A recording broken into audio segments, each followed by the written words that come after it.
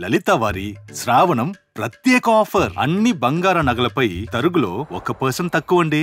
Diamond జ్యువెలరీకి carrot కు 5,000 తక్కువండి. ఇతర షోరూంల ఆఫర్లతో పోల్చి చూడండి. నగలు అలాగే కొనాలండి.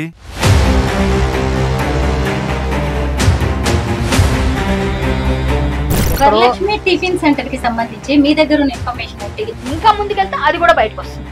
అది ఎప్పుడైతే బయటకు వచ్చింది ఈ పిల్ల మరి ఎక్కడ ఉంటుందో నాకు తెలియదు. ఆమెకు సపోర్ట్ చెప్తే నన్ను ఎందుకు అరెస్ట్ చేస్తున్నాను? రాత్రి పగలు నాకు బాధ పెట్టి వాయిస్ మెసేజ్ పెట్టి ఎన్నో రకాలు పెట్టి పెద్ద బూత్ మెసేజ్ పెట్టింది. డ్రగ్స్ గురించి ఒక కేసు అమ్మాయి మీద వచ్చింది కదా.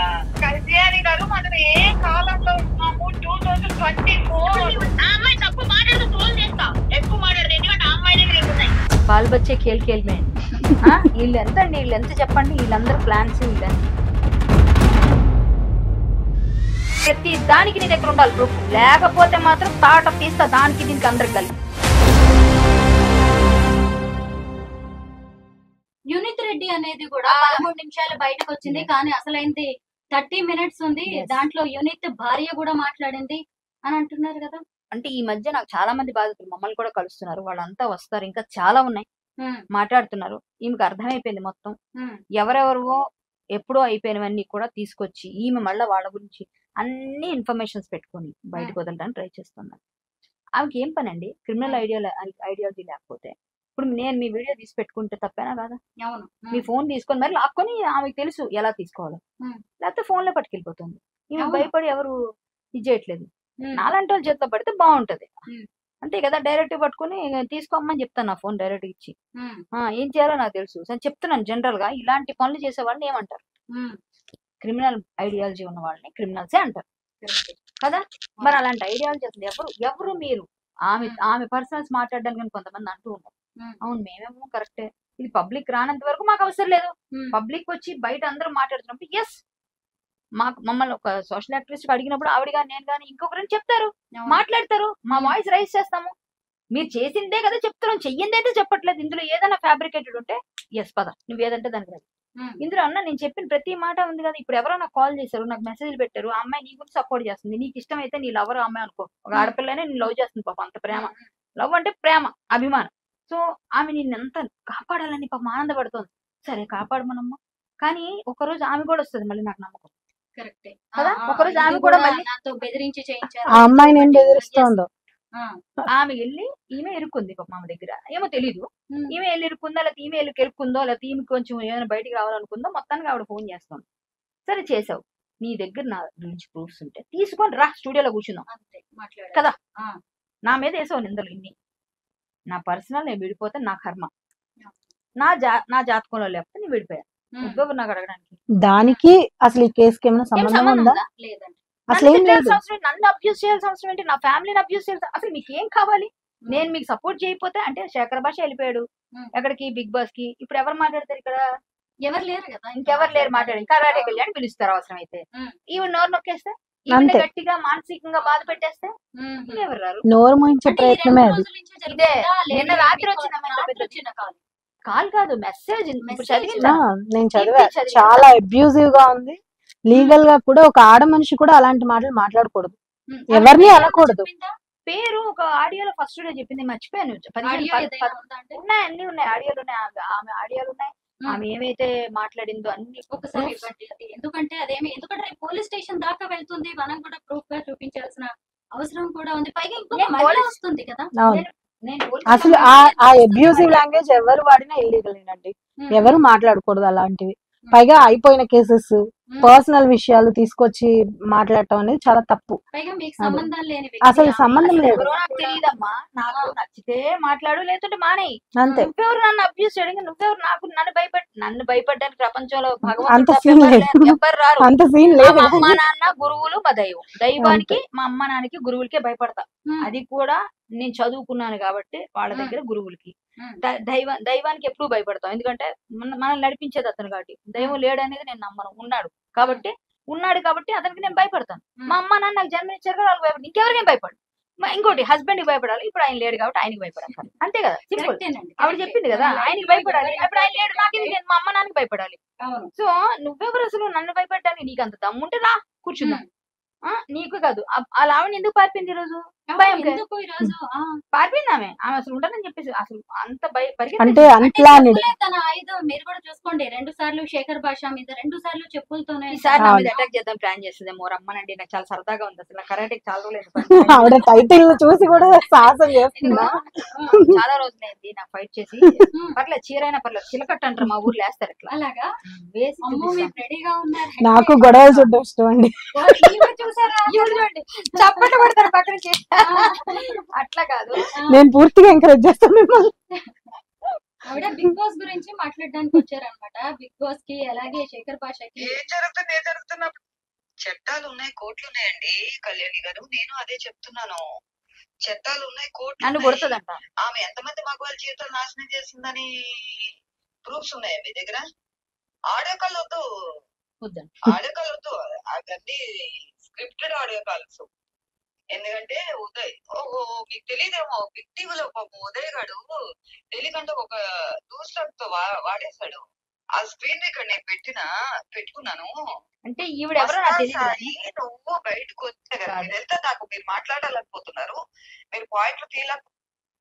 ఇవన్నీ ఏవో చాలా ఉన్నాయి. ఎంత కాదా ఇది మీకు ఇంకోటి వినిపిస్తా. ఆవిడ ఫస్ట్ కాల్ చేసి డబ్బులు ఇచ్చి పెట్టించుకొని ఒక ఆడపిల్ల జీవితం నాశనం చేసి చూడండి ఆవిడకి ఎంత సపోర్ట్ చేస్తుంది. మీరెవరు ఆమె జోలికి వెళ్ళేదానికి? అలాగే నేను వస్తాను, మీకెంత హక్కుందో ఓకేనా? కూడా అంతే హక్కు. రావచ్చు ఈవిడ, నేను రావద్దాం లేదు. ఆవిడ వాక్ స్వాతంత్రం నేను కాదనట్లేదు. బట్ ఈవిడ నాతో గురించి మాట్లాడింది ఫస్ట్ నాకు ఫోన్ చేసినప్పుడు. నేను ఆవిడతో డైరెక్ట్ గానే చెప్పాను, ఈ ఆడియో వినండి. ఫస్ట్ ఆవిడ కాల్ బయటికి తెస్తాం ఎగ్జాంపుల్ చెప్పనా? ఇప్పుడు దాకా హరికథలో ఉన్నాను నేను, అది అందరూ 11 అందుకనే కట్ చేశాను. అది కదమ్మా, ఫస్ట్ కాల్. ఆడవాళ్ళు తప్పు చేసినా సరే యాక్సెప్ట్ చేయాలంటారు మీరు? అట్లా అనలేదండి, ఆడవాళ్ళు తప్పు చేస్తే మనం ఎందుకు మాట్లాడతాం కానీ. అమ్మాయి అన్ని తప్పులే చేసింది, అమ్మాయి చేసినవి ప్రతిదీ తప్పుడు. ఆమె తప్పు చేసింది నోటి మాటే వస్తుంది, అక్కడ ఎవిడెన్స్ లేదు. అది ఎవిడెన్స్ లేదని మీకు రాసిస్తారు, మీ దగ్గరే ఉంది ఎవిడెన్స్. పోనీ ఎక్కడైనా మీడియాలో చూపించారా ఆమె తప్పు చేస్తుంటే? ఎవిడెన్స్ ఎక్కడైనా ఉందా? అంటే ఒకళ్ళు కాకుండా 10 మంది ఊరుకుంటే చెప్తున్నారమ్మా అమ్మాయి మీద వచ్చి. నేను నా విషయంలో జరిగిన ఒక ఎగ్జాంపుల్ చెప్పనా? నా దగ్గర కూడా బోల్డ్ ఉన్నాయి నా మీద ఎగ్జాంపుల్స్. కానీ నేను శ్రీకాంత్ రెడ్డి విషయంలోనే మీకు గొడవ అయినప్పుడు టోటల్ కామెంట్స్ ఎగ్నెస్ట్ వస్తే మీరు చెక్ చేసుకోండి. సుష్మిత ఒక ఐడియా పేరు, నేను సపోర్ట్ గా నిలబడ్డా.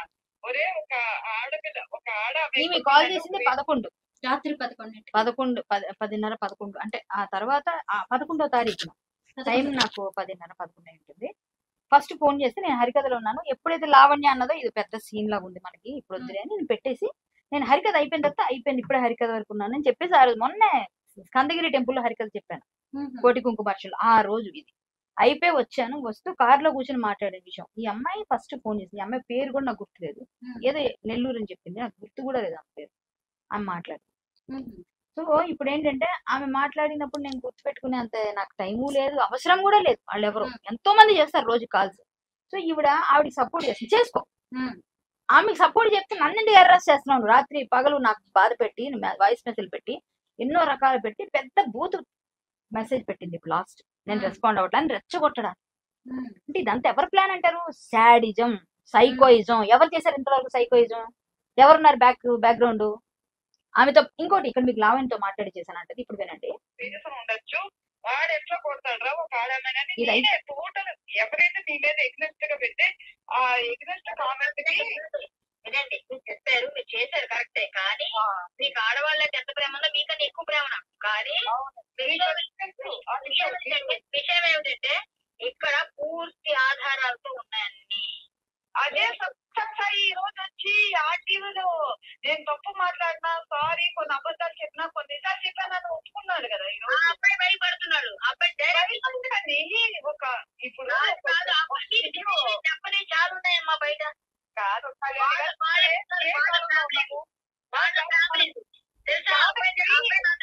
కళ్యాణి గారు, మనం ఏ కాలంలో ఉన్నాము? 2024 చెప్పండి. నేను చేసుకుంటే బయట నేను చెప్పేది ఏంటంటే 2024 లో మనం ఉన్నాము. మీరు వెళ్ళి అమ్మాయికి సపోర్ట్ చేసుకోండమ్మా, నేను అమ్మాయికి చేయను. ఓకేనా? నేనేం తప్పు మాట్లాడాను? దయచేసి, ఎందుకంటే నాకు కొంచెం ఎథిక్స్ ఉన్నాయి. ఎథిక్స్ లేని వాళ్ళతో, పనికి మాలతో నేను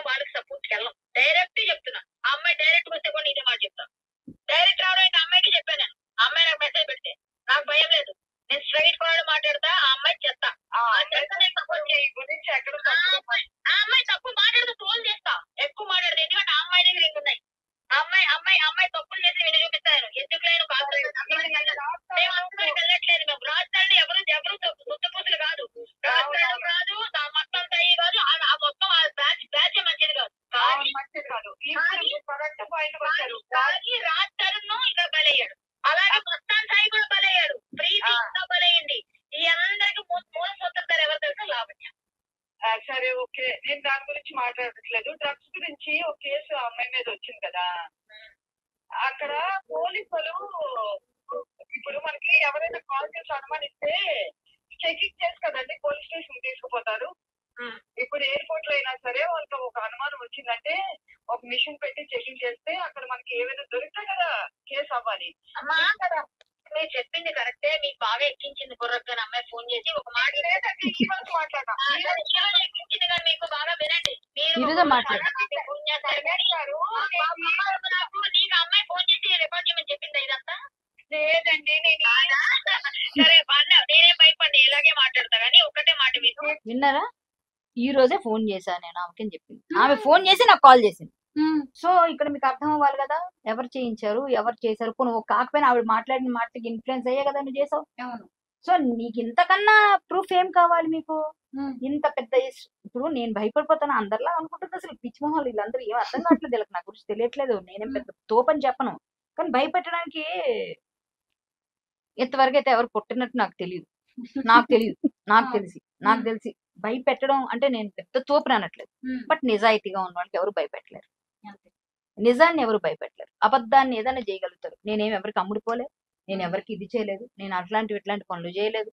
ఇంతమందిని ఒక్కదాన్ని ఒక్క చేత్తో ఎన్నోసార్లు నేను తిరుక్కున్నాను. నా మీద నేను బురదలేసినప్పుడు కూడా నిలబడి ధైర్యంగా ప్రతి దానికి క్లారిటీలు ఇచ్చే నేను హ్యాపీగా నేను క్లీన్ చిట్ తో వచ్చాను.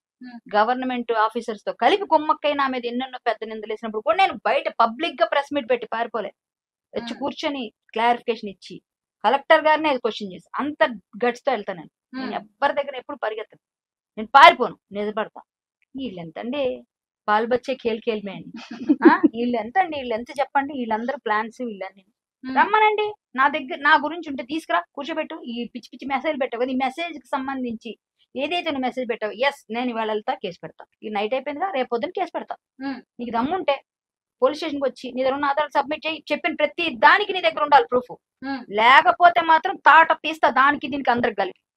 ఇది క్లియర్. ఇక్కడ ఉన్న దానికి ఏం మెసేజ్ పెట్టారో ఏమేం మాట్లాడారో ప్రూఫ్ తీసుకొని రా, ప్రూఫ్ తీసుకొచ్చి మాట్లాడు.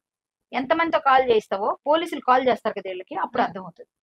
ఇవన్నీ నాకు లీగల్ గా నాకు కేసు పెట్టుకోవడానికి ఎవిడెన్సెస్ వాళ్ళు ఇచ్చారు, అంతే కదా. ఎన్ని కేసులకి వెళ్తుంది, ఎన్ని పోలీస్ స్టేషన్లకు వెళ్తుంది అమ్మాయి? నర్సింగ్ పిఎస్ కి వెళ్ళిందా? ఒకవైపు అది నడుస్తుండగానే మళ్ళీ శేఖర్ భాష అటాక్ ఇన్సిడెంట్ జరిగిందా? ఇప్పుడు మొన్న షీ టీమ్ లో మహిళా కమిషన్ లో సిసిఎస్ లో అన్నిట్లో పెట్టారు అమ్మాయి కేసులు తెలుసా?